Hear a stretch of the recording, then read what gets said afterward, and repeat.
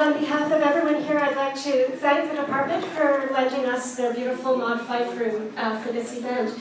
I have to remind everyone that absolutely no food and drink is allowed in the room, and also this table can't be moved because it's broken. And we have to follow these rules very strictly because, as everyone knows, the university seems to have money for police and shipping containers and lawyers and woodcutters, but not for basic maintenance, so we have to be careful. And also, if you didn't bring a mask, Annalise Francois, who's also a professor in this department, has some back there for anyone who would like one.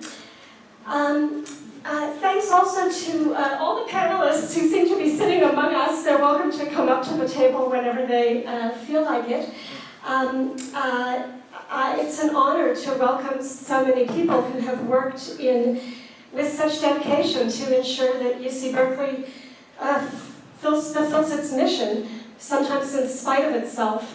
And in that spirit, I thought it might be useful to open the evening by reminding ourselves of what that is as posted on the UC's website. The distinctive mission of the university is to serve society as a center of higher learning, providing long-term societal benefits through transmitting advanced knowledge, discovering new knowledge, and functioning as an active working repository of organized knowledge.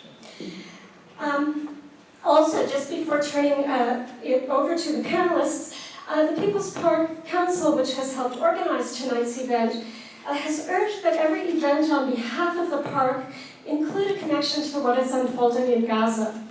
And I thought that here in the Department of English, an appropriate way to do that would be to read a poem. And I'm grateful again to Annalise Francois for pointing me for that purpose to the late Palestinian poet Mahmoud Darwish. And of course, the poem I chose, of course, before it came into UC's hands, the land that People's Park is on had a long history in which it was inhabited by the Ohlone people, from whom it was taken by the King of Spain to give to Mexican Army Sergeant Luis Peralta, from whom it was taken by American squatters to eventually become a parcel that could be bought and sold. So I thought it might be appropriate to read a fragment from Darwish's poem, Speech of the Red Indian. Sorry. It's just very short. Don't kill the grass anymore. It possesses a soul in us that could shelter the soul of the earth. Tamer of horses, teach your horse to ask forgiveness of nature's soul for the way you've treated our trees.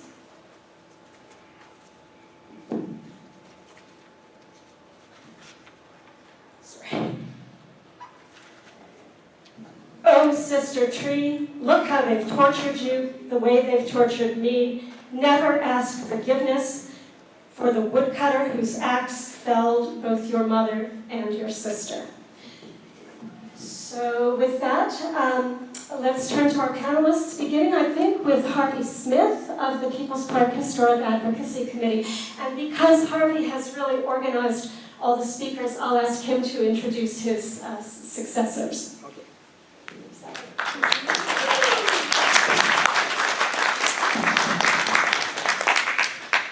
Thanks everybody for turning out tonight.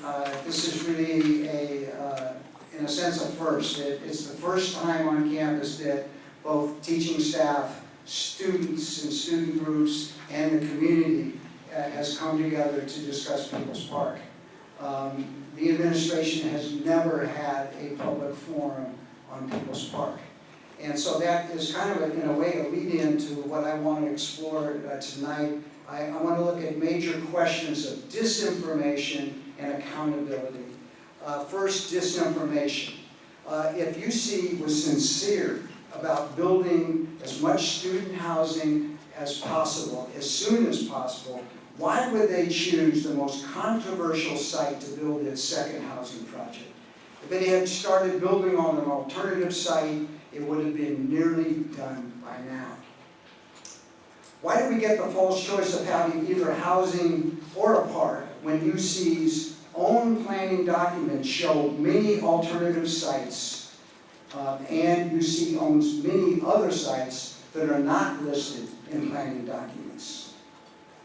Why have the Chancellor in her PR flag, Dan Moldaroff, never mention People's Park is on the National Register of Historic Places and is protection supported by the country's leading preservation organization, the National Trust for Historic Preservation? Why has People's Park Historic District Advocacy Group been accused of being privileged NIMBY neighbors when our organization has over 350 endorsers and supporters from all over Berkeley, California, and beyond? The Chancellor claims widespread support for building on the park. How does this explain hundreds of students tearing down the fence around the park in August of 2022, the opposition to destroying the park in 2 resolutions by the Associated Students of UC, the many editorials against the project in the Daily Cal, the Berkeley Faculty Association questioning of the project? Why has the administration never supported a public forum on this campus? How does UCB explain undermining the supportive housing component by not complying with a federal review, resulting in a nonprofit developer losing the HUD funding and then pulling out of the project? There is now no new developer for the promised supportive housing. Why would UC claim it would preserve 60% of People's Park as open space when standards for urban green space call for at least twice the current acreage of the park to meet the needs of an increasing population in Berkeley's South Side? How can UCB claim it would commemorate the history of People's Park when it has been the perpetrator of violence against it for 54 years? How can UCB claim the park is the center of crime in Berkeley when hard data shows more crime occurs in the 20-block area surrounding the park than in the park itself? The Chancellor claims the only way to redevelop or revitalize the park is by destroying it. UC is the institution that has run 3 national nuclear laboratories. How can it claim it's incapable of maintaining a beautiful and welcoming condition like the rest of the campus, a 2.8-acre park? Now for accountability. How do we account for the fact the park was not considered for development until Carol Christ's tenure began in 2017? Bauerlein, former Vice Chancellor for Real Estate, notes that, quote, People's Park was off the table for any development while we were completing a number of dormitory projects previous to me leaving my position in 2016. Many alternative campus-owned housing development sites have been available for decades. How does UC justify spending many millions on lawyers, public relations, police, fencing, shipping containers, and guards? Land acknowledgements precede most campus events. Why not some follow-up? One use of some of this wasted money could have been to spend it on purchasing West Berkeley's shell mound and returning it to the Rohan Nation.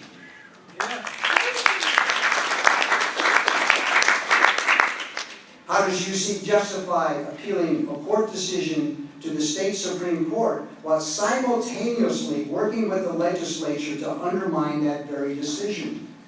The bill to undercut the Court of Appeal decision that favored People's Park was done with absolutely no public input, a virtual backroom deal.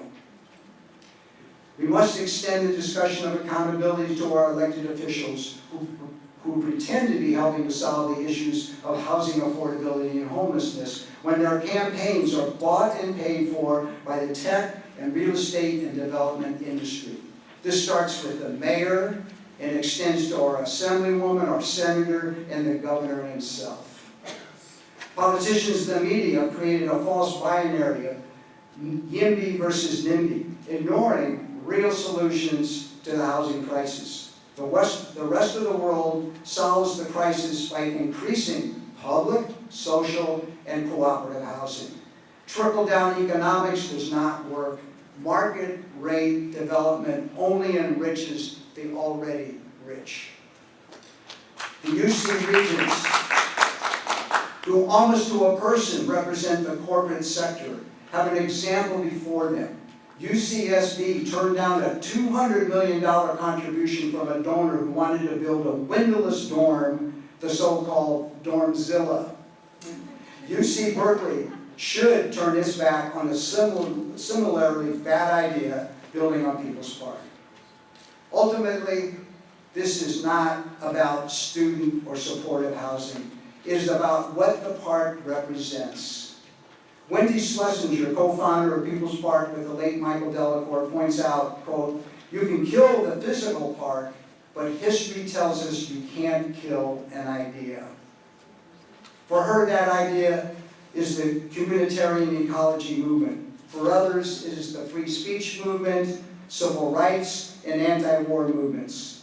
For others, it is the park as a prime venue for poetry, music, live theater, sanctuary, and outdoor recreation. But many embrace all of this and its relevance today. Long live People's Park.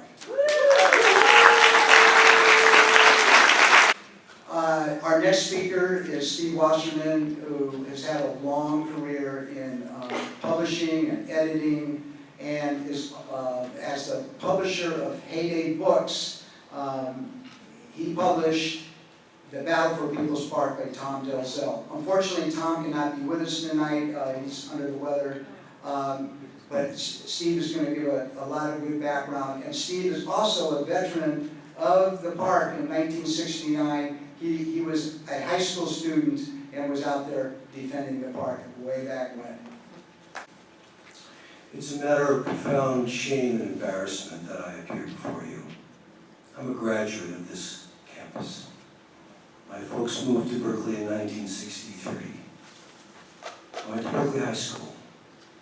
I and my family and hundreds of other people went to that deteriorating and degraded piece of land behind what was then the Cafe Mediterranean and the Forum to help, as Wendy Schlesinger observed, in the spirit of a peaceable communitarian idealism, to try to create something that would be a living symbol of what we dreamed would be possible in a world that was then engulfed in what seemed an interminable war in Indochina, continued inequity in the streets of our cities with respect to the enfranchisement of dispossessed peoples of all kinds, from indigenous to African American and to others.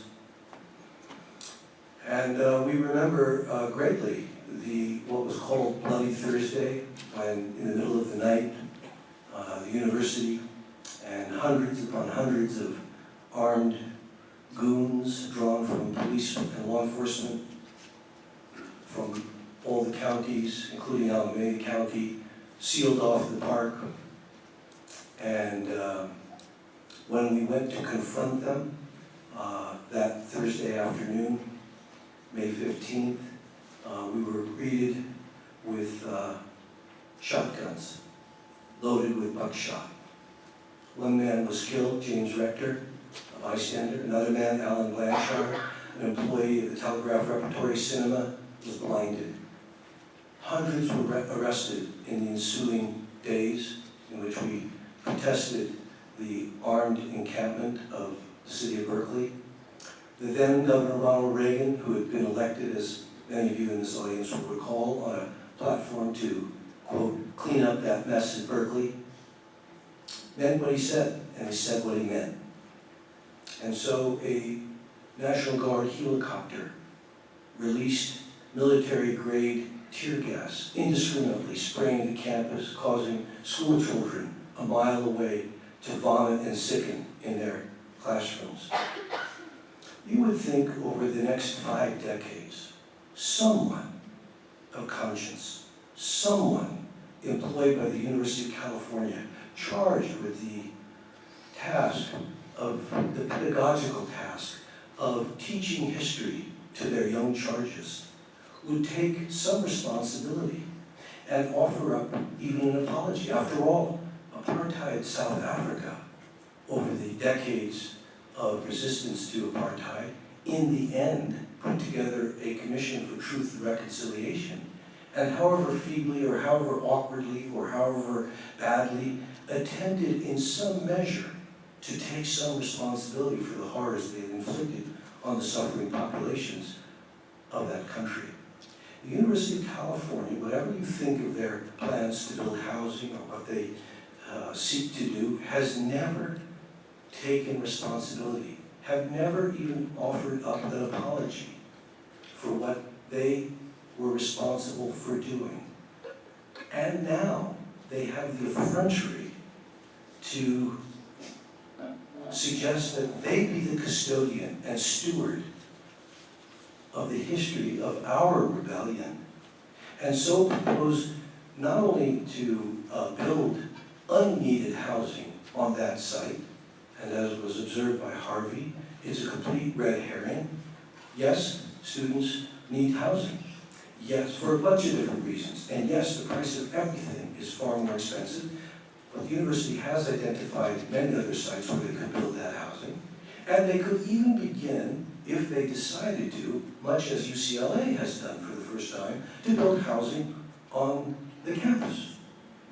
There are sites, but they have resisted this. And so they want to, in their proposal, not only do they want to build the tallest structure on that site, not only do they want to reduce the greensward to the size of a postage stamp, but they have the temerity to suggest that they will tell the story in plaques and a little exhibition, and they'll have a little museum, and a story of resistance that they are responsible for. It would be as if, and perhaps you'll forgive me the hyperbole, it would be as if the descendants of the plantation owners that had enslaved Nat Turner were to tell the story of his rebellion. I'm sorry, I'm a little old-fashioned here. I maybe have learned a little too well at the feet of well-intentioned professors about how history is to be taught. And maybe history written from those from below is better than the history written by the victors. So let's start with 2 things. The red herring of the student housing. It's a non-starter. So what explains the dogged resistance of the UC overseers down these 5 decades? What explains their relentless commitment? It is a little bit like trying to understand why did the United States kill 2 million Indo-Chinese, have 55,000 American troops and thousands more wounded, for what? For what? Was Vietnam really so essential to the American empire and the imperial project? Or was the real reason we stayed so long in Vietnam until we were defeated that they didn't want the Vietnamese to set an example of successful resistance that might inspire others all over the world? So what is it that is the bird beneath the saddle of the UC establishment? It is their long-standing commitment, which I think Tony Platt will be able to address more effectively than myself, but their long-standing colonial relationship to the very idea of possession and of land, and they do not want to set a precedent. They will not give an inch on this. And so it has fallen to Chancellor Christ to fall on her crucifix here to make sure that under her regime this goes down. Now, I don't want to continue, despite the perverse pleasures it may give me, to scratch at an open supurating wound, although I'm not averse to such perverse pleasures. but it does not advance the discussion very much. So the question always returns to what is to be done. What is to be done? As Harvey Smith and others will detail, we are pursuing legal remedies, political fight, organizing in numerous arenas. But we are at a significant hinge moment in my judgment. Chancellor Christ is a lame duck. Her term ends with the coming semester, and she's out. You will note that the California Supreme Court, before whom a decision needs to be rendered, has been mysteriously quiet, and they don't seem to be in a hurry. And maybe, just maybe, they are waiting to allow the new chancellor to make a decision. The new chancellor, whoever that may be, he or she, has a historic opportunity, should they choose to exercise it, which will take courage on their part, because the powers that be have put a lot of effort, and they don't like to be embarrassed. And embarrassment is one thing they find very hard to live with. They have no conscience, so embarrassment is the name of the game here. But there is a historic opportunity for the new chancellor to embrace a reset and to open up for the first time, in good faith, both A, to offer up an apology, and for the first time, to begin to do what we're doing here tonight, which is to allow all the stakeholders in a re-envisioned park to come to the table and to do something which for the first time in another realm the university has slowly and creakily and not altogether well begun to do with the question of land acknowledgement and indigenous legacy. And just the other day, Chancellor Christ, for the first time that I can recall, issued an apology. Now, for some, with respect to the treatment of indigenous peoples at Cal. This is a little crack, but as we know from Leonard Cohen, maybe this is the crack in which the light can enter. But it is our responsibility as activists and to try to widen that crack, to hammer it open. And so I call upon UC Berkeley to envision and establish a commission of reconciliation with respect to what People's Park might become in a collaborative effort between and among all the stakeholders. We have examples, by the way, in Berkeley of other parks that are free of the issues that people who are critics of what we're trying to save and preserve. We have examples. Ohlone Park, all along Hearst. Willard Park, formerly known as Ho Chi Minh Park, and before that, Willard Park. We have green swaths all over Berkeley that are comparatively free of criminal behavior, of derangements, of the unhoused. It can be done, but our leadership in the city of Berkeley have betrayed their obligation and have gotten into bed with the university powers that be. And we should do what we can to shame and embarrass them, if they can be so shamed and embarrassed. At any rate, that is my spiel. People's Park was an idea worth creating 54 years ago. To struggle to preserve it in the face of relentless and persistent opposition is a noble cause, and what can I say? What better cause than in the Republic of Lost Causes, Berkeley? This is one of the great ones. Yes, 5 years ago, upon the 50th anniversary of People's Park, Heyday published this, how can you go to a protest without the program?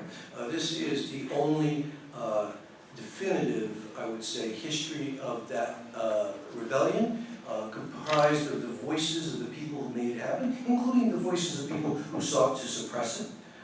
And it is on sale for a bargain basement price of $25, down from the $60 that we stupidly charged for it 5 years ago. But I urge you to go to your local independent bookseller. Most books would be a good place. They deserve to stay in business. Tony is an affiliated scholar here at Berkeley. He's also, I guess we could call him a veteran of the former criminology school on the campus, which is another, I guess I would call it a misdeed of Cal. The fact that that program, much needed program, and very long-standing program was eliminated by the university.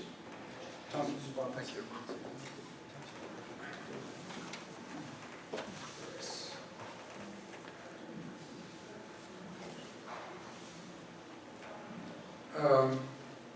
Lovely turnout. Great to see you all here. It's not often that we get forums in this university about events of major importance. This isn't endorsed by the university. Who knows? Maybe next time we'll hear their side. We'll hear their argument. We'll have a debate about it, which I one time naively thought that's what a university should be, the place where you hear debate and argument and discussion. So thank you to Harvey Smith and to everybody else working on this issue. I appreciate the work that you're doing. Thank you to see Wasserman for his comments tonight, which I really agree with and endorse. And I'm glad that he's the publisher of my book. I mean, Heyday, if you don't know Heyday's books and literature, and it's hard for a small press, to get the word out and to raise money and to do the right thing. And I think it's the pride of Berkeley, that press, in terms of the kind of literature that it puts out. So rather than a land acknowledgement, I want to do a building acknowledgement. This is called Wheeler Hall. It's named after Benjamin I. Wheeler, who was the president of the University of California when this was the only campus of the university, from the 1890s through World War I. And he was the president who turned over the whole university to the military and made basically a military camp during World War I, blindly endorsing that war and the involvement of the United States, blindly endorsing the war, making the university's resources available to the military. He was also a strong supporter of eugenics and forced sterilization of poor women. Played a critical role in promoting that in California. California has the largest numbers of women who were forcibly sterilized in the 20th century in the United States. This is to be acknowledged, and I'm here in a sense in this building under protest, not under protest with you, with protest with you, but I think we need to have an understanding of how buildings like this get named after the worst kinds of people. For the last 4 years, I've been fortunate to be working on this campus with the Truth and Justice Project, which is a project trying to get the university to acknowledge the crimes it committed in plundering indigenous human remains and graves and village sites and acquiring artifacts, cultural artifacts, ceremonial artifacts in the hundreds of thousands, acquiring maybe 10 to 12,000 human remains, people just taken without permission, and refusing to comply with the federal legislation passed over 30 years ago that required them to return them and to repatriate them. So I've been working on that project with a small number of faculty and staff and students, pushing the university to try to do the right thing, and also doing the research for that project in terms of trying to understand why there's so much deep resistance to repatriation. And that led me to working on doing the research for this book, because as I went into the history of the university's relationships with indigenous peoples, I discovered that this wasn't sort of a racially exclusive performance on their part, that it was embedded in a much larger set of racial practices and colonial practices. And so that led to this book and to me beginning to learn about a history that I should have known much better long before. I've been associated with Berkeley for about 60 years, came over here as a young person from Berkeley to go to from England to go to grad school, and it's taken me a long time to begin to really deeply learn and understand this place. I guess I'm a slow learner. So let me tell you 4 examples of what I've learned from doing the research and talking to many people and digging into the archives of the university.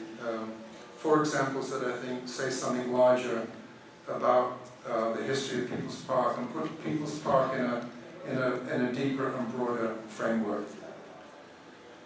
First of all, the date is December 1964. I'm in my 2nd year at Berkeley in grad school, and the university convenes a campus-wide convocation on the free speech movement.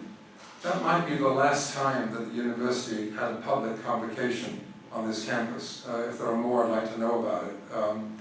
But that was supposed to be a debate and presentations about how the university was responding in very negative ways to the free speech movement. And Mario Savio, who was one of the important leaders of the free speech movement, was not invited to speak, but he got up on the stage to speak, took the microphone, started speaking, and the administration called Berkeley cops onto the stage and dragged him off the stage that day.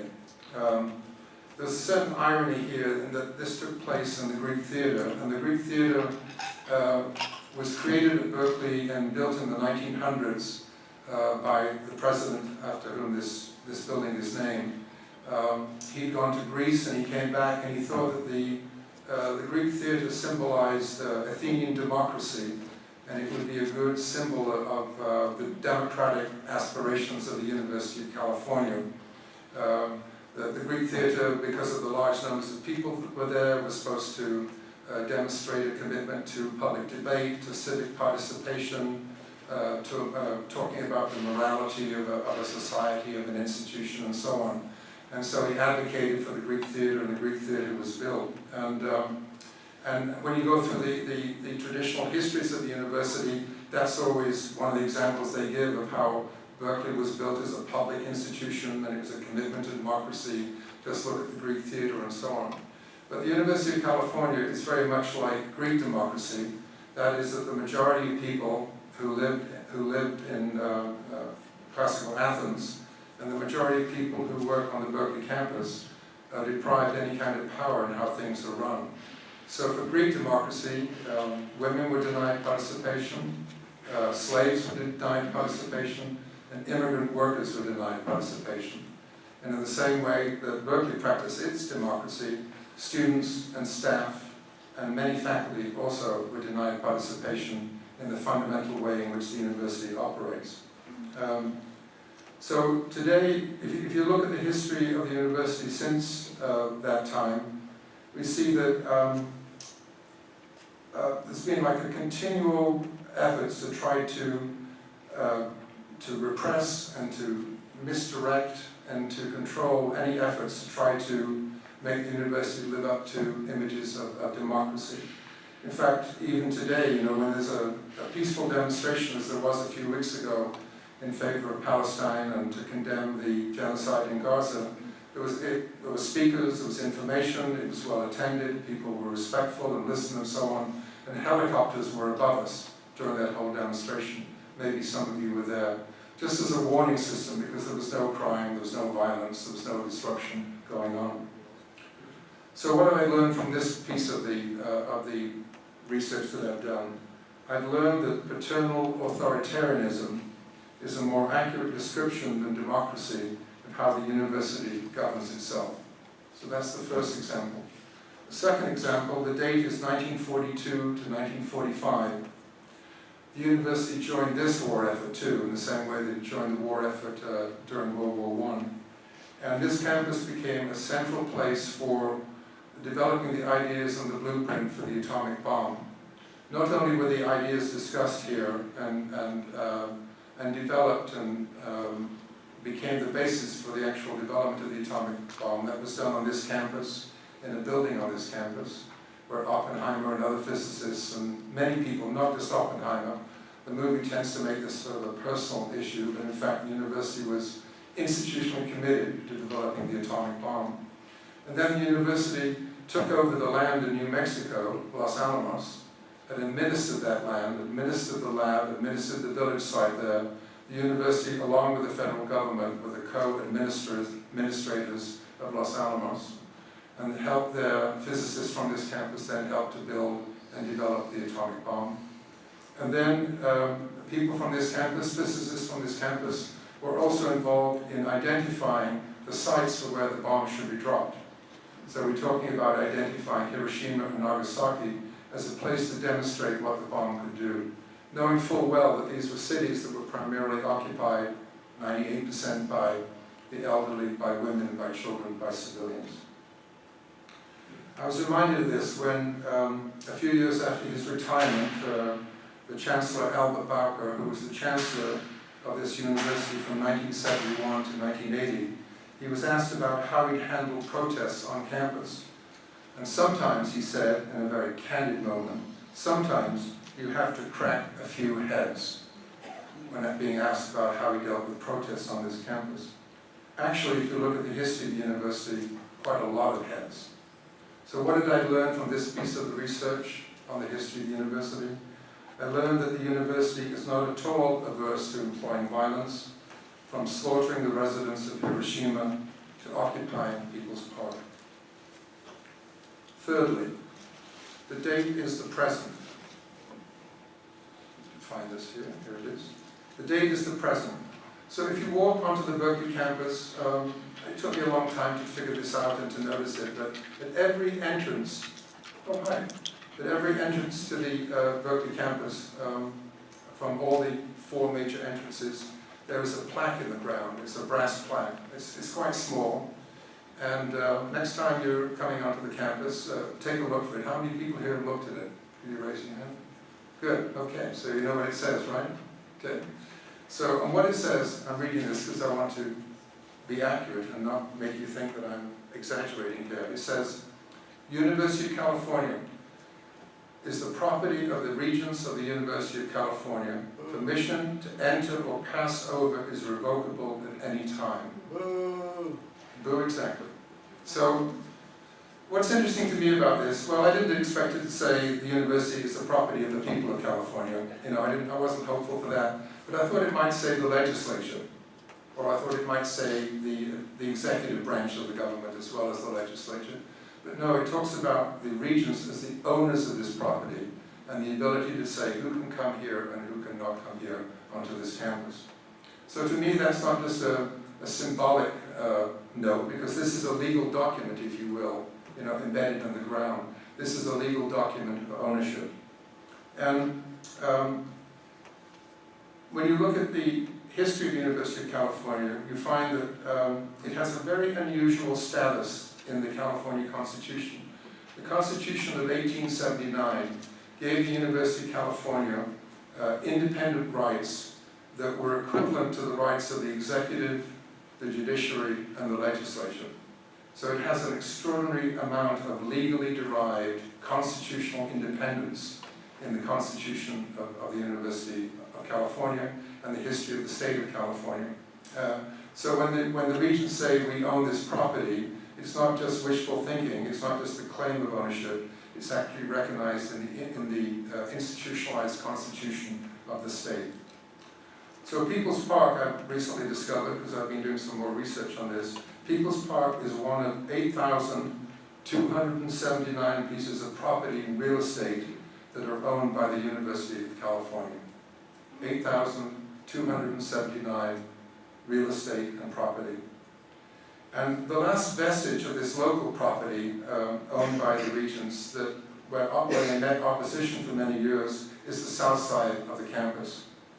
It's the last vestige of the history of the university that was associated with beat poetry, with cultural innovation, with protest and cheap rents. So this is a historically important place, not just People's Park, which is central to this history, but that whole area is a place of opposition, resistance, and where people produced ideas that were at odds with the way the university thought about itself. So what did I learn from this exploration and this research? I learned that the university's fortification of People's Park is part of the university's assertion of ownership, an effort to protect its property by creating a residential and consumer moat around the main campus. Fourthly, important here not just to end in despair, because we're at a meeting where people are protesting and resisting, using legal means, using civil disobedience, using demonstrations, educating people, and so on. So I think it's important to keep in mind, and it's something that I've learned much more deeply than I knew about in the past, the long history of resistance on this campus. The date is 1937.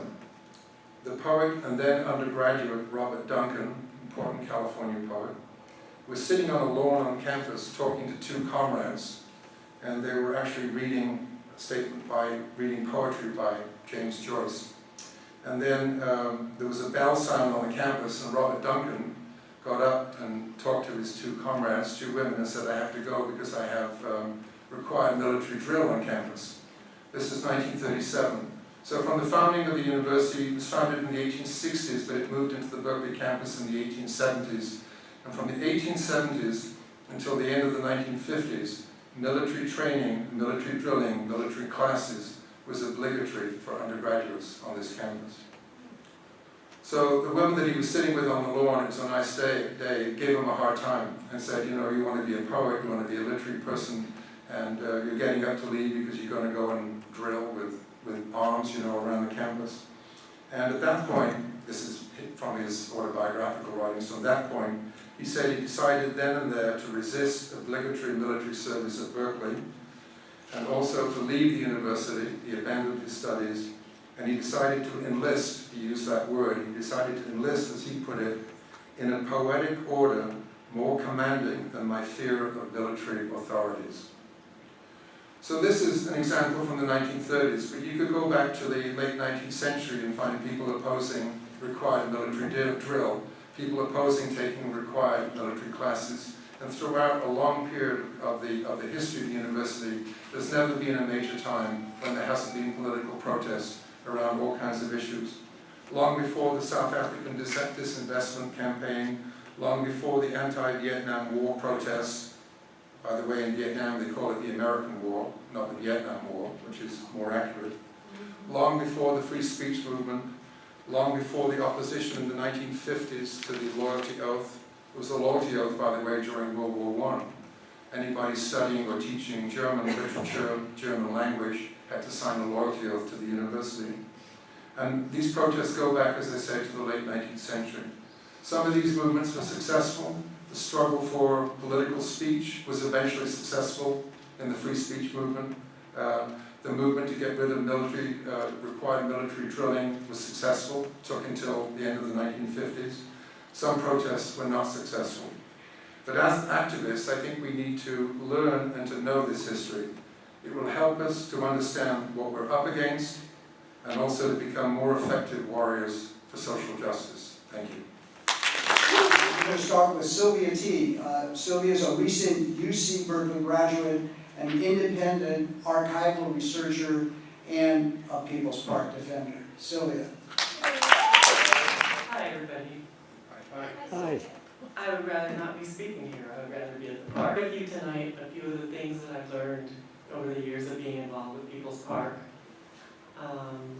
One of the things I want to talk about is how the park is something that brings people together as a place and as an idea.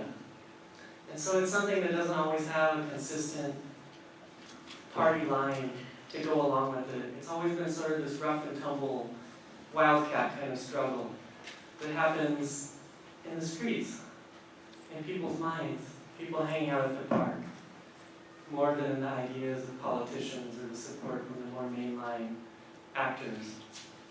For those city and university leaders, when they look at the park, they just see a valuable piece of land that could be made a little more productive with a little bit of enlightened investment from them.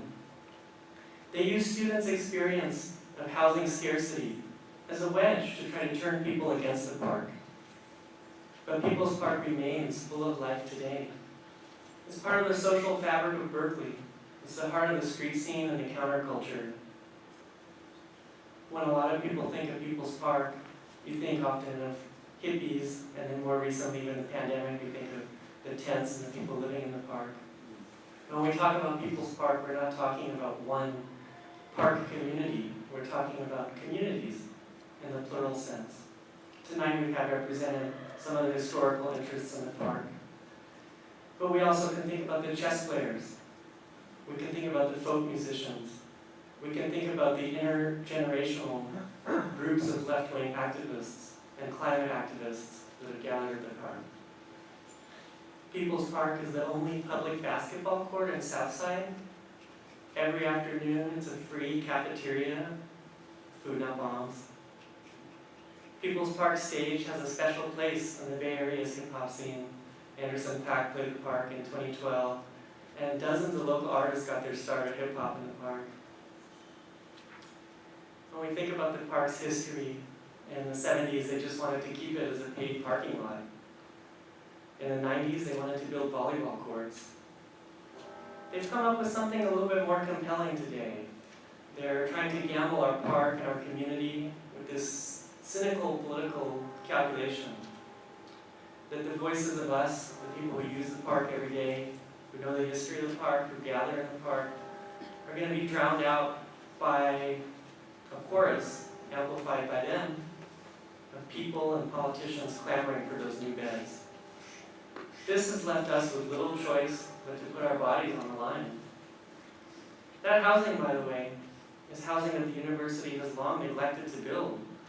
They've squandered land on offices and athletic facilities, and now they've burnt tens of millions of dollars on an army of riot police and 24-hour guard.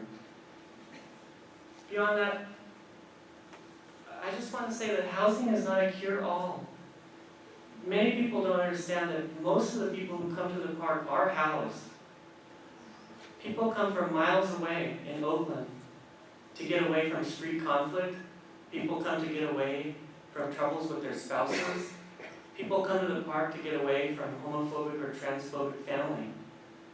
People come, on a happier note, to visit friends, to play chess, to eat some food, talk things out, smoke some weed. And I think that for people who are cut out of the circuit of wealth, People's Park is just so important that the city of Berkeley needs to become more dense, not only in housing, but also in these types of countercultural experiences, public spaces, genuine spaces for intergenerational connection, not more sparse and vast. That's what the rage over the closure of the park is fundamentally about. While some enjoy an increasing array of urban amenities, restaurants, boutiques, museums, none of which ever get threatened by redevelopment in this way, there's this more unrestrained culture of resistance and low-income existence that is associated with Telegraph Avenue. And that's something that's being increasingly excluded and banished from the city of Berkeley. When UC first tried to do the fence in 2022, I was there, and a small group of us decided to spontaneously form a line on Hay Street to block some of the bulldozers and the equipment from coming in and out. Other people had their hands on the fence, looking at the trees that they had planted, that their family had planted, trees they had sat under on hot days. And when they removed their hands, it was blood, because the fences were covered in serrations and tiny thorns. That day in 22, as I went towards the park, which the day before had been open for lunch and everything else, I was rushed to the ground by CSU police that had been brought in and brought down on the concrete. For 10 hours I had to sit in Santa Rita jail, without any way to contact my family or soap during the pandemic to clean my bruises. This January, unfortunately, I was arrested a second time again. I had a CT scan done to check my head for injuries. The cost, $20,000. Who's paying? UC's employee health insurance plan. This is the reality of this plan to build on People's Park. It's a really reckless and unacceptable disregard for life and for the legacy of the people who have fought for this park over many, many years. I think that the park has a long history of successful defense. The park has always prevailed against all odds. This is one of the most significant challenges it's ever faced. There's no doubt about that. And we still have to fight back. We have to be smart. We have to come up with creative ways to make it untenable for them to continue this, and to give them no alternative but to take down the fence. Our next speaker is Sara Peach from the Historic Preservation Club on campus. UC really hasn't done a whole lot around that, but students are motivated and are going to try.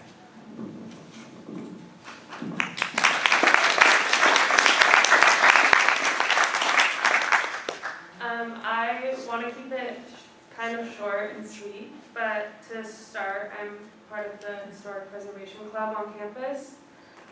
We're hoping to gain more traction and be involved within the campus, and right now some of the current projects we are looking at is the Children's Gym, while also People's Park, and being able to spread more awareness to students on the level of like, how can we as students advocate for preservation of these buildings on campus. We've also been in conversation with the campus architect and seeing what they have in mind. We are a newer club, but that's kind of where we're going with that. On the idea of People's Park, there's an idea of demolition by neglect, and the idea of demolition by neglect is when a property owner has possession of a property of historic value and they tend to keep it unkept and they let it become to a state of deterioration beyond repair, and that's sort of their motive behind demolition, and that's how they justify any demolition of historic sites, which is what is happening with the park. They allowed, as a UC property, they've allowed it to become to a state where they can then justify demolition and saying that, oh, it's to this state that we can't repair it, rather than keeping it upkept and being able to serve the communities that are there. It's really the neglect that they've allowed to occur there. It's just a strategic move in order to allow for demolition and then to continue to move forward. With studying demolition by neglect, some of the only ways to really allow for preservation and to keep sites from not being demolished is with careful preservation ordinances that require affirmative maintenance. That's one way that we can move forward and continue on, is just making sure that there's programs in place that keep the park upkept along with other historic sites. With People's Park being more of a landscape and a place for community, it's different than a building. The damage and repair isn't always as blatant with the landscape, but it can be seen prior to the fences being put up with the demolition of all the trees and just the disrepair that it was in. It was in a state that could not be easily upkept after the damage has been done. It was permanent damage that altered the site. A little more about just being a student at the university. I came in the fall of 2022 when there was a lot of unrest in the park, and I remember coming here being promised of housing, yet about, I want to believe it was the last week of July, I got an email saying I was no longer promised the housing and I would no longer get housing that I was promised. And so despite the university claiming that they have these processes in place for students to have housing coming into the school, that was no longer the case. So as a student, it doesn't seem like this is a solution. Rather, they're going to continually just push a narrative of this is helping the students, but in reality, they have nothing in place to help us as of today. Thank you. Next, we have Rohan from the Suitcase Clinic, which has been very active, the Suitcase Clinic organization at People's Park. So, welcome. And we have, I guess, 3 people. Okay. Hi everyone, my name is Rohan. I'm joined with Kacie and Margaux here, and we're from the Suitcase Clinic here at UC Berkeley. So Suitcase is a student-run organization. We provide support for the unhoused community in the greater Berkeley area. So we host weekly clinics, and we go on street outreach to distribute meals, health and hygiene supply, and just build community within our clinic spaces. Suitcase has been a long-term advocate for People's Park since its conception back in 1989. We've hosted regular events at the park, and our organization is pretty intrinsically tied with the park and what it stands for. Being a part of Suitcase has given me the opportunity to build a lot of connections with people that frequent the park and hold the park dear to them.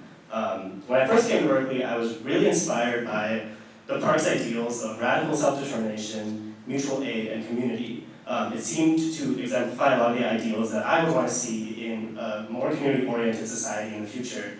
And the fact that residents and students in the area created and defended the park for over 50 years was very admirable. As a student, it disappoints me to see many of my peers be very indifferent about the park or speak about it with very anti-houseless, capitalist rhetoric. I think a large part of this, as we've heard, is a part of the narrative that the university tells students to avoid the park, and that it's ridden with drugs and crime and danger, which keeps students from the park and also deters them from learning about all of this rich history that we've heard about today. On top of that, we've been noticed visual differences in the park from me being in Berkeley here for 3 years. The UC disinvested the park systemically they turned off the electricity, turned off the water, shut off the bathrooms, taken out the trash bins.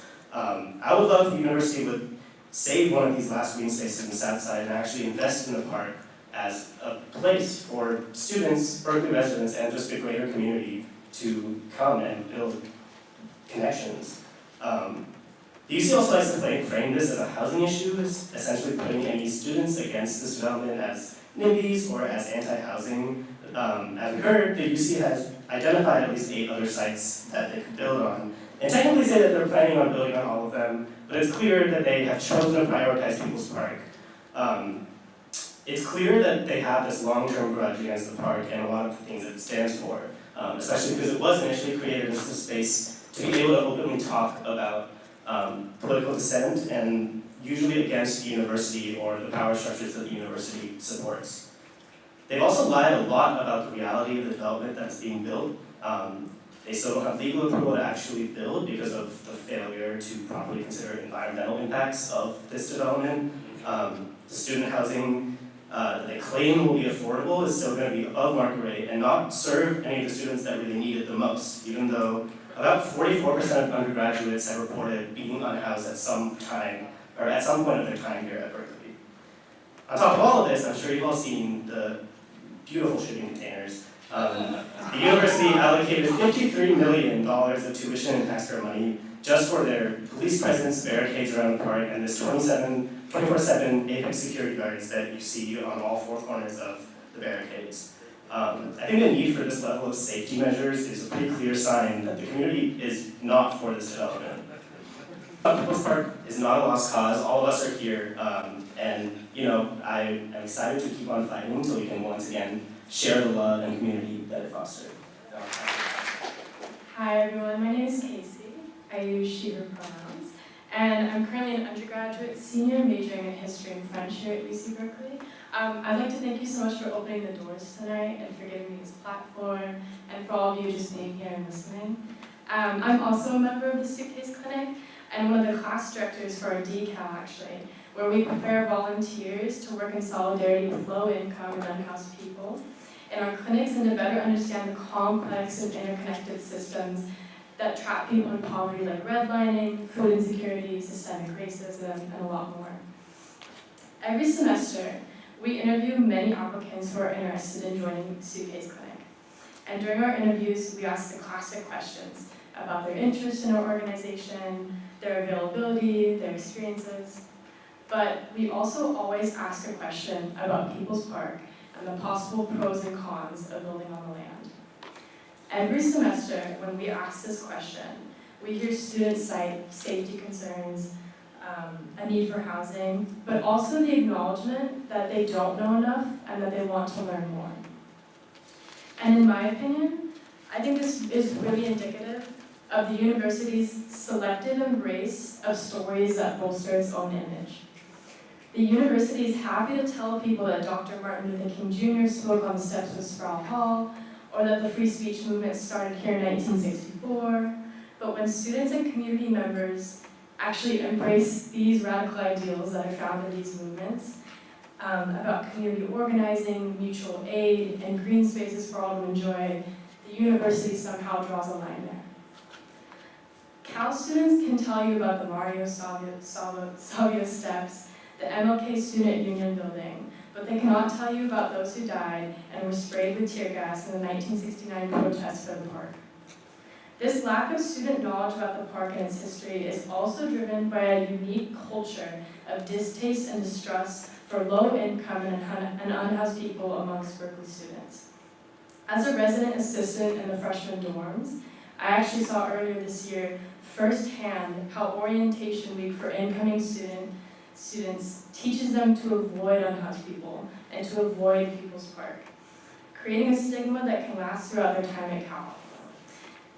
I've even entered classroom spaces where anti-homeless quips are even used as icebreakers. People will walk in and say, oh, I saw this unhoused person and it was so disturbing on my walk over here. I'm so glad I'm safe now. And I just wonder why this is so normalized for community members in Berkeley and normalized here on campus. Why do we laugh at this? Why do Cal students seem united in hate towards poor and unhoused people and the spaces that they take up? Why is the gut reaction disgust and prejudice instead of empathy when it comes to unhoused people in Berkeley? As a student of history, I can't help but wonder how we'll look back at this present moment. Often we wonder how such egregious ways of life once accepted in the past. For example, we can look back at the past and conceive of women as property. How did we let Jim Crow laws exist? How did we allow children to work 16-hour workdays? How did we keep people with disabilities out of higher education for so long? And I think that in the future, where hopefully the quality of life is better for all, we'll wonder how we allowed our fellow human beings to be unhoused when there is housing.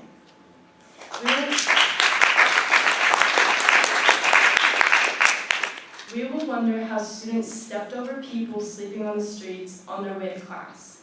And we will wonder why we displaced vulnerable community members to build on a park that served as a space for community organizing and discussion, as well as mutual aid, as in free medical, mental health, harm reduction, and food services, and as a space outside of the bureaucratic and profit-driven and exploitative hands of a land-grab university.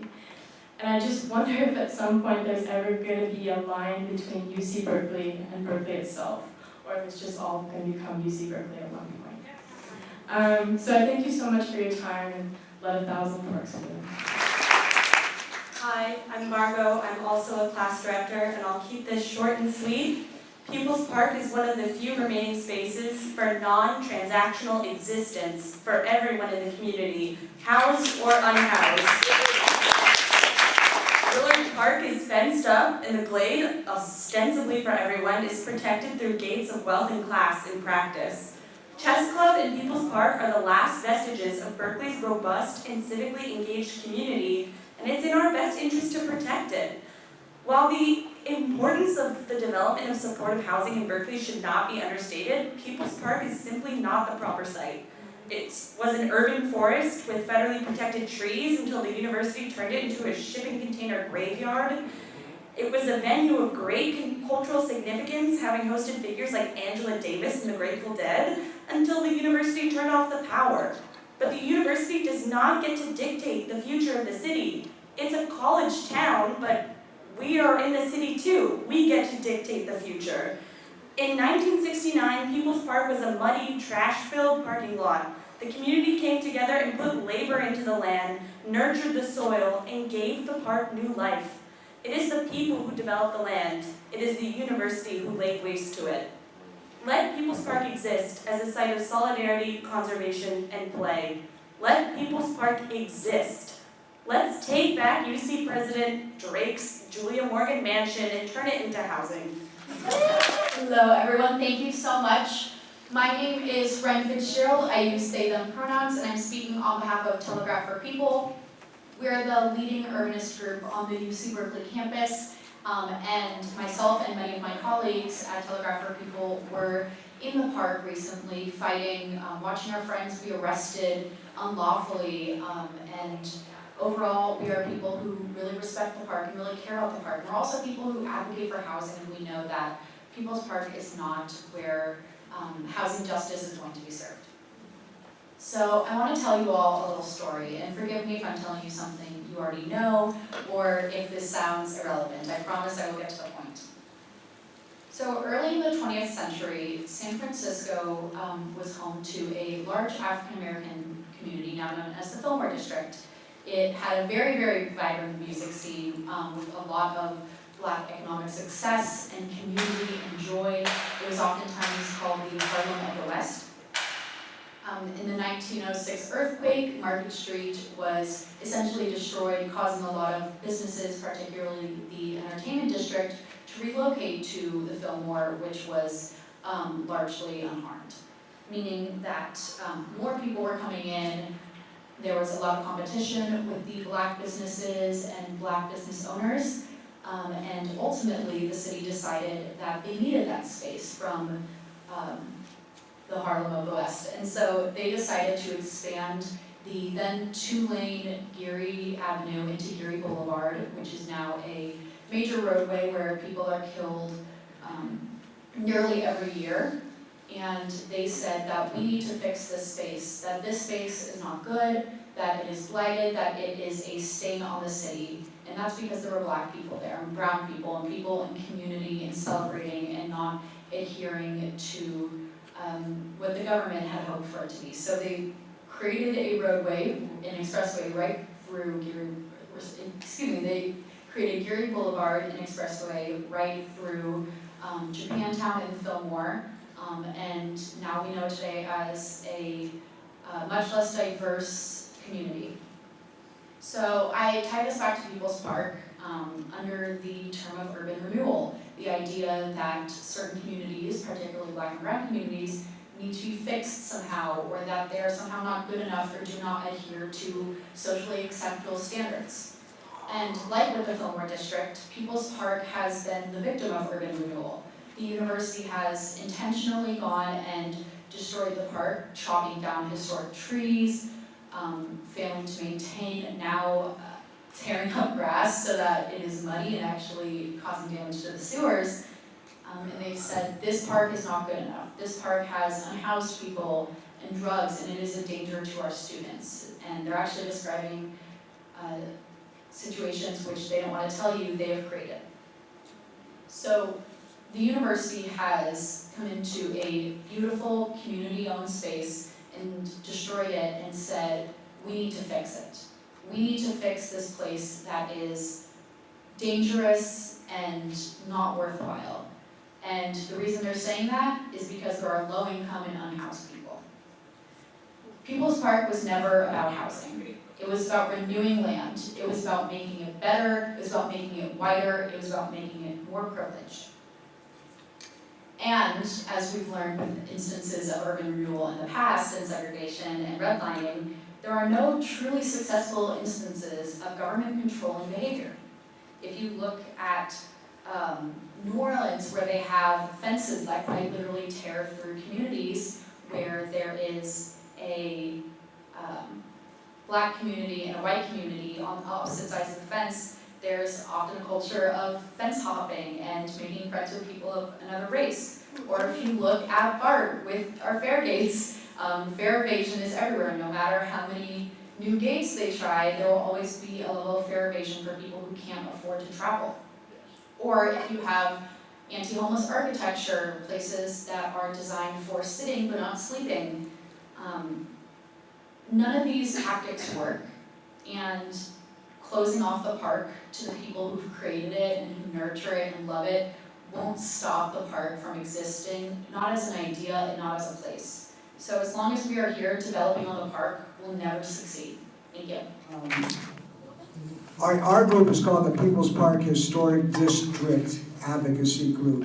And the reason we called ourselves that initially was our plan was to actually get historic designation for not only the park, but the surrounding buildings. It's a highly historic district.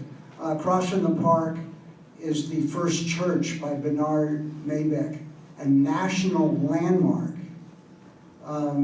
Across from the park and across from the First Church is a building by Julia Morgan, the famous architect of Hearst Castle. And then you're speaking of the Hannah Head School, and that's by the original Radcliffe and the Radcliffe dynasty of architects in Berkeley.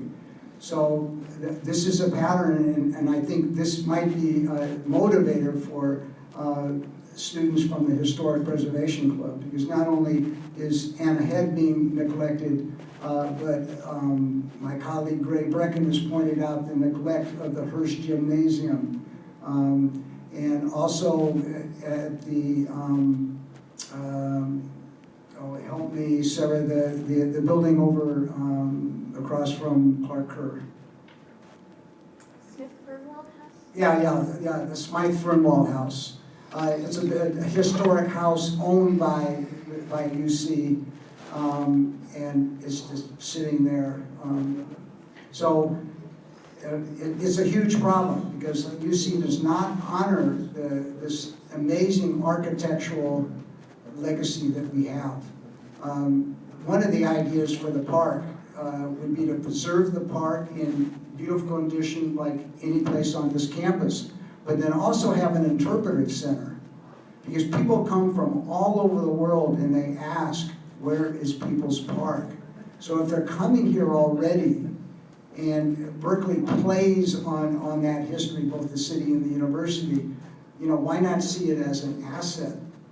And the university or the city could actually fund a center that would interpret the history, both I guess good and bad, as Tony has clearly pointed out, of the university, the relationship in the university and the city, but also that very deep architectural history and the incredible political and cultural history of People's Park. Yes, it is something that the club is working on, but since you just mentioned the Walter Radcliffe, I wanted to say one of the things that I think motivated the founding of this new club on campus involved the recent demolition of the university garage by the university itself.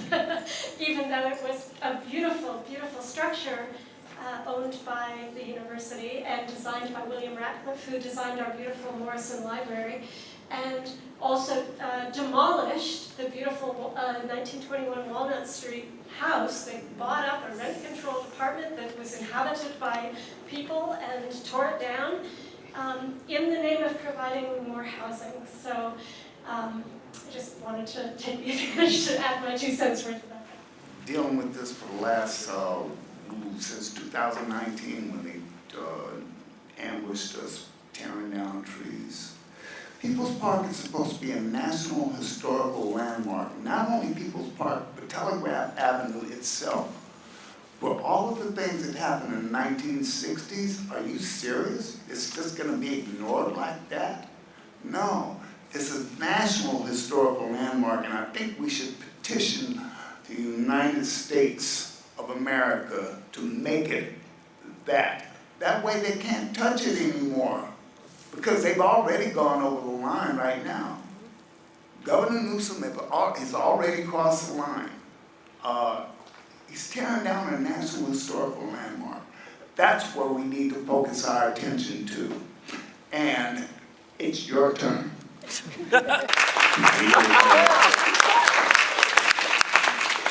my question's for Tony Platt, so I'm gonna look forward because neckhead. So I want to say, listening to your speech, it was very genuine. I felt it. Your concern for the Ohlone people here. As a person raised on Keach land in Southern California, who has indigenous people all around me, being 30 years old and living in California, I feel you. I don't know everything too. I'm barely starting to decolonize. But that kind of gets to the point of where we need to be. Why is it that there are no indigenous representations in our sanctuaries, our discussions, our history books? Like, where are the Ohlone people at the front of every history book that we have or article about the park? What are they doing right now? Your talk really inspired me about this paternalistic authoritarianism. I think I can say that's exactly what I've seen in the last few years at the park. And it's off of France, fraternity, liberty, whatever those means, but liberty for whom and brotherhood for whom. My question is really about, we see an ongoing effort of the destruction of People's Park that has taken more than a couple $100 million of assets just in the last few years alone. We know that UC Berkeley arms the government with nuclear weapons heads. We know that they're going into genetic engineering and artificial intelligence. We know they are creating a space at UC Berkeley in which key codes are the norm, where no open space is available, and that includes People's Park. My question to you is really noting this.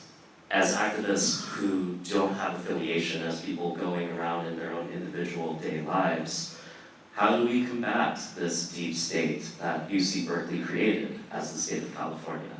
How do we look towards each other when we don't know who is or who is not working towards the park's endeavor? What is your example of this, especially since we don't have too many Ohlone-specific elders that are among us that can lead us?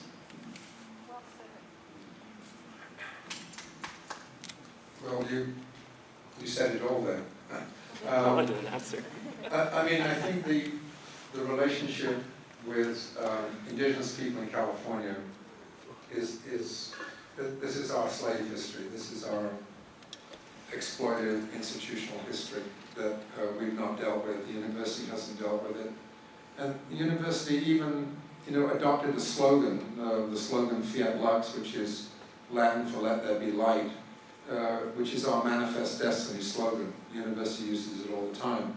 The notion that before the university came here, there was nothing worth saving, there was nothing worth preserving. So right from the very beginning, there's a sense of previous civilizations are not people we want to learn from or communicate with or have decent relationships with. They're people to be replaced and so on. And that's embedded in the university as an institution.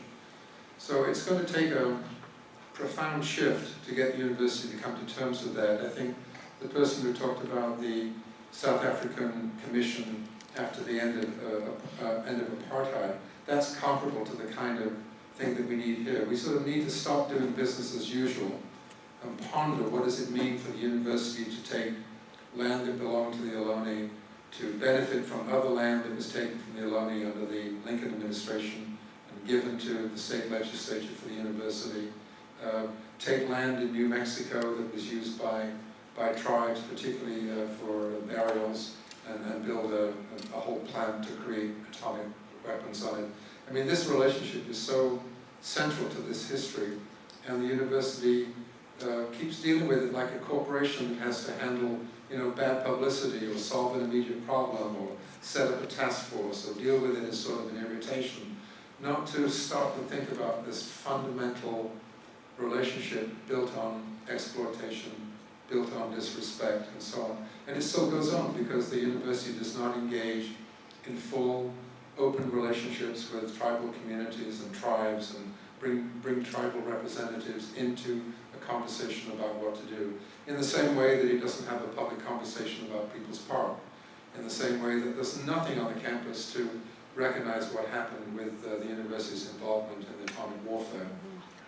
So it's like there's an institutional silence that the university's got used to, and to change that is going to be a profound project. There's no getting away from that. But that's why you also have to look at previous struggles. I mean, I think the struggle to get the university to disinvest in South Africa into the apartheid regime, that's extraordinary. I mean, the university invested millions of dollars in South Africa and when it was the apartheid system. And when the movement started to get the disinvestment to happen in the 1980s, the university resisted it, took down the encampment on campus, got people arrested, got people disciplined, and yet they carried on and won political support, widespread political support through education and activism, and got the university to disinvest. That, I mean, nobody at the time could have predicted that that was going to be, that had a chance of being successful. So that's why I think having a deep historical understanding of the movements that we're a part of is very important. And also not pretending that this is going to be easy. And the one thing, and maybe this is a question for people that maybe know more about this, is the university has the right to eminent domain. If it can make a case that it needs certain land for research or for buildings or for expansion or for more classrooms and so on, it's very hard to oppose that. And I wondered if anybody here has had experience trying to understand how they use eminent domain and whether there's been any successful efforts to stop it. Scam. Just Just real quickly, as a quick aside, I wanted to say in 2018 I got arrested at Willard Hall for trying to speak for People's Park. And in 2019, I believe, Bridges USA campus group had the first debate at People's Park in this next generation. So I'm glad that we're in this room, and it feels very home to me. Thank you. Thank you, my relatives, for following your conscience and showing up here today. I am simply looking at this moment for any legal updates. As I explained in the opening, we did not win at the lower level. That was appealed to the Court of Appeal. We did win at that level, and the judges clearly saw that the university had alternatives to building on People's Park. That was one of the points we won on. We also won on social noise, but the key thing was alternative sites. The university appealed that decision to the Supreme Court, but as I pointed out, simultaneously worked hand in glove with the legislature to produce a piece of legislation that would undermine the Court of Appeal decision. So we don't know what the decision will be. The university is pledged to not do anything, not to initiate construction in the park until that decision comes down. The Supreme Court, I think thankfully, is taking their time. It's hard to say why. It could be because as a independent branch of government, they feel that they've been undercut by the legislature, or it could be for other reasons, but they have not even scheduled a hearing yet. We're hopeful that we will outlive the tenure of Carol Christ, and that perhaps a new chancellor might look at this in a more sane manner than Carol Christ, who, from all I can see, has been obsessed with building on People's Park long before she was chancellor, according to a former Berkeley mayor. And she has stated for some reason that she views the People's Park project as one of her crowning achievements. Go figure. I mean, essentially what she's saying is that she wants to go down in the annals of history arm in arm with Ronald Reagan. I don't get it, but that's her statement in the LA Times about feeling this is a major achievement of her tenure here. So, we're all waiting. Our lawyer has done a great job in taking the case as far as, him and his team as far as they can. But again, there's two parts to this. There's what happens in the courts, which is, we literally have the best legal system money can buy. I can attest to that, and I think many other people would recognize that. It costs a lot of money to go against the University of California that seemingly has limitless money, although ultimately it's our money. But they tend to just want to spend it like crazy. So we're still prevailing. We're still, fundraising to pay for the legal action. But there's also the court of public opinion, and I'm really gratified that so many people turned out today. In the spirit of the 60s, I hope it's each one teach one, that anyone that's here happens to meet someone that doesn't know the story of People's Park, that they share that story, and this multiplies on campus. We need more faculty involved. We've referenced the era of the 60s when faculty really did turn out. They turned out for the anti-apartheid movement. And we need faculty, and many more students that, I think are open. I mean, I deal a lot with the media, and it's amazing that the best media source that I am in touch with is the Daily Cal. Because the students there really dig deeply and passionately in the subjects that they cover, including People's Park. So we're waiting on the legal action. We'll see. and then Nicholas. So I would implore everybody here that there are thousands upon thousands of empty housing units in this city, yet UC's marketing team is so intense, and as a larger society, we have been trained to be very vulnerable to marketing. So I keep hearing activists just parroting UC, saying, oh, we have a housing crisis. What it actually is a housing affordability crisis. So when in the city of Berkeley what's called affordable, formally on the books, is like $100,000 income required to be able to be part of this housing thing.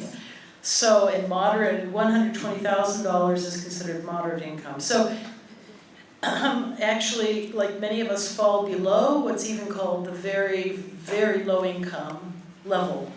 So again, let's not do UC's work. Let's not do the work of UC Regents.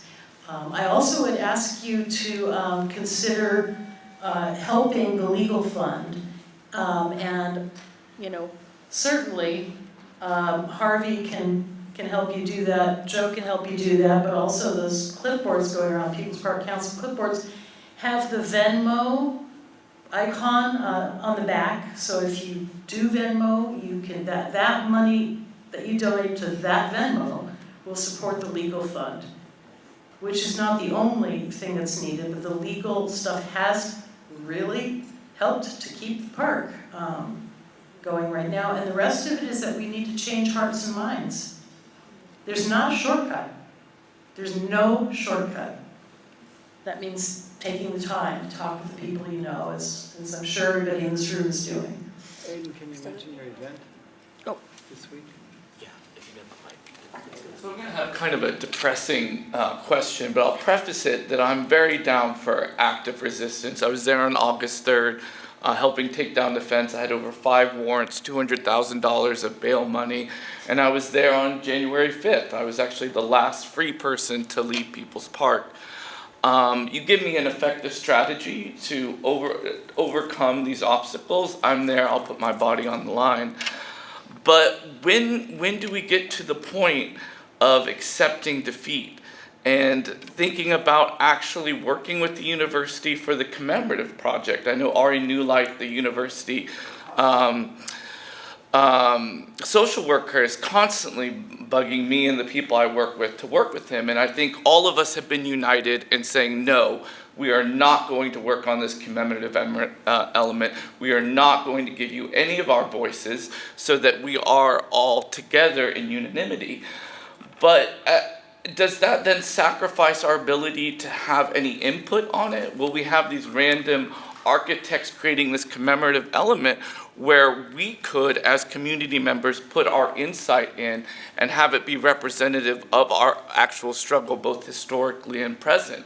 And I don't mean to be pessimistic. I don't mean to imply that the fight is over. I'm currently working with people. We have strategies, but these are shipping containers. These are Apex security officers that are both veterans and ex-cops.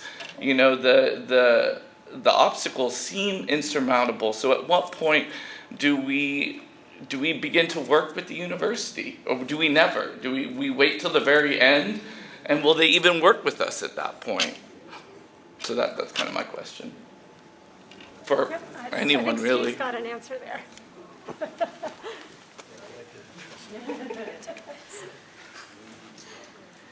The university has acted in such bad faith that to grant them the privilege of our cooperation, absent an overall agreement, would be a blunder of significant proportion. I just want to say, the university is cunning at every turn.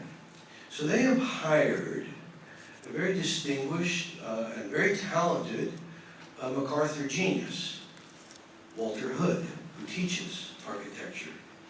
He's a great museum inventor, African American.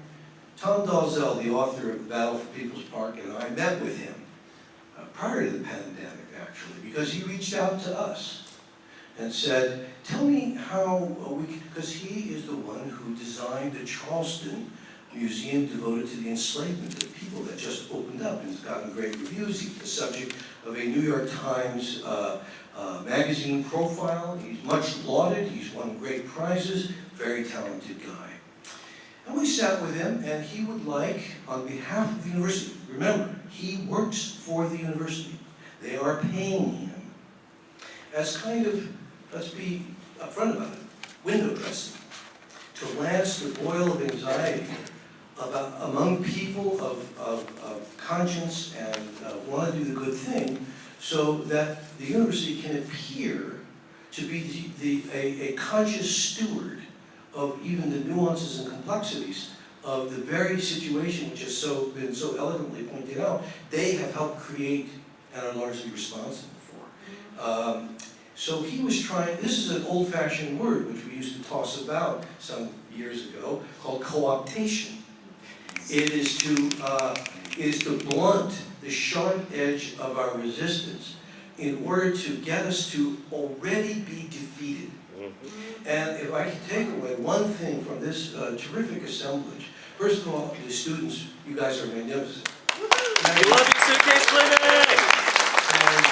And in an era, I perhaps too blithely for an easy laugh, called Berkeley the Republic of Lost Causes. But we know that sometimes, as the late poet Seamus Heaney once remarked in a wonderful play called The Curate Troy, sometimes history and hope rhyme. And the ringing of that rhyming bell is struck by the activism and the optimism and the dedication of people like yourself.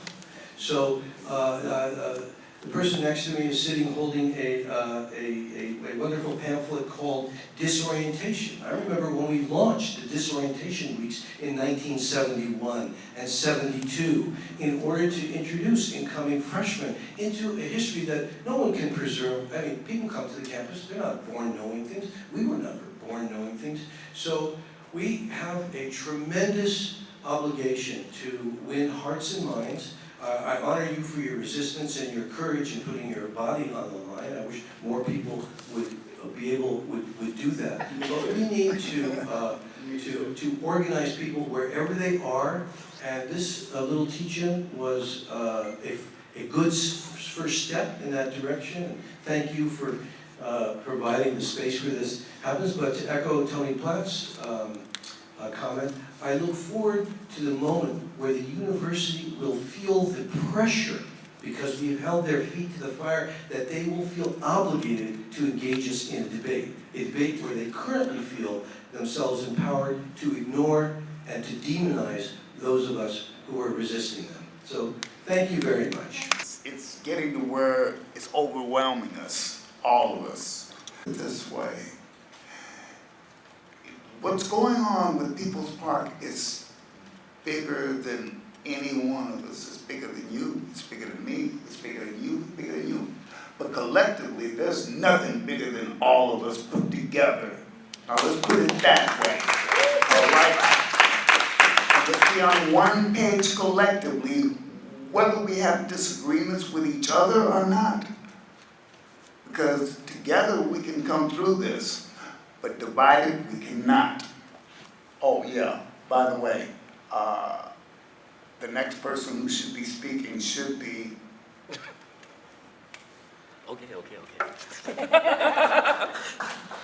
Okay.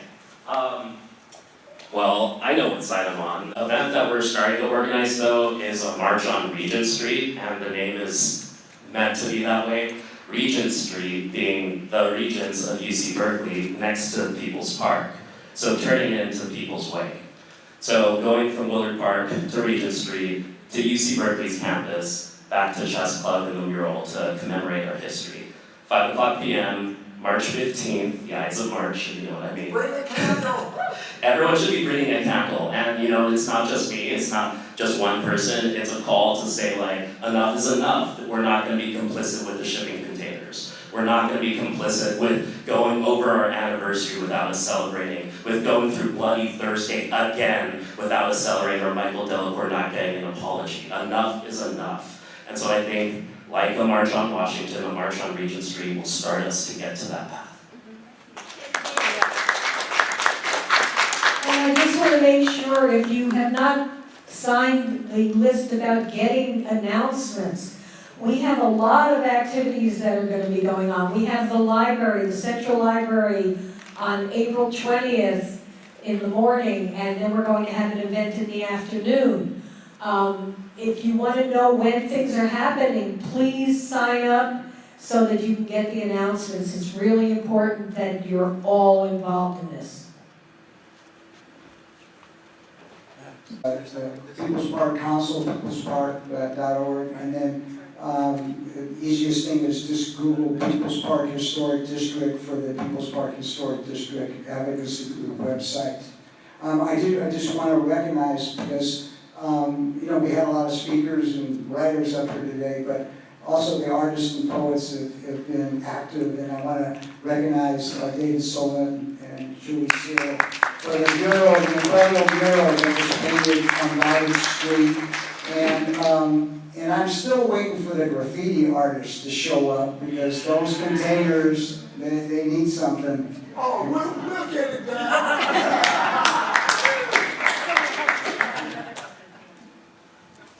I just wanted to respond a little bit to what Nick said, even though he's gone now. But, back in 2021, we had the student occupation of People's Park. The university was coming in to drill soil samples to develop the plans for this project. And it was very spontaneous that, a bunch of students just got together and just like one night, it was like 5 p.m. and like 100 people came out to the park, and we're just like, you're not gonna drill these fucking samples. And they never did. It was just amazing. People set up tents, people set up this whole, situation, this whole kind of liberation of this area that they had tried to fence off to put up the drilling equipment. And they never were able to drill those samples. So I just think it's always possible. It can always come together spontaneously. And I would encourage people, like I said, we have to be very creative in how we organize and actually to build those connections to make that happen. Right now, I think we're in a position where a lot of people are acting, there's not a sense of that kind of collective action right now, I think, and I think that's something that we could create again. Yeah.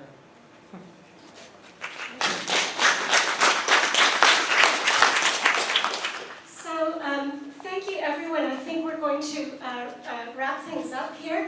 But everybody is welcome to stay and talk to each other as long as they want. I want to thank Harvey for organizing this, and Joe. Also the People's Park Council, who has helped. And the wonderful panelists who participated, and everyone who has been working on behalf of the park. And if you'll indulge me, I just want to, since everyone has ended on such a note of optimism, with one more very brief passage from Mahmoud Darwish. The garden will expand when they arrive, shortly before the singing, and they will glance behind them, saying, we are what we are, so who will drive us back to the desert? We will teach our enemies a lesson in agriculture, how to make water burst from a rock. We will plant peppers in the soldiers' helmets. We will plant wheat on every slope, because wheat extends beyond the confines of silly empires. We will adopt the customs of our dead and wash the rust of time off the silver of the trees. Thank you all for coming.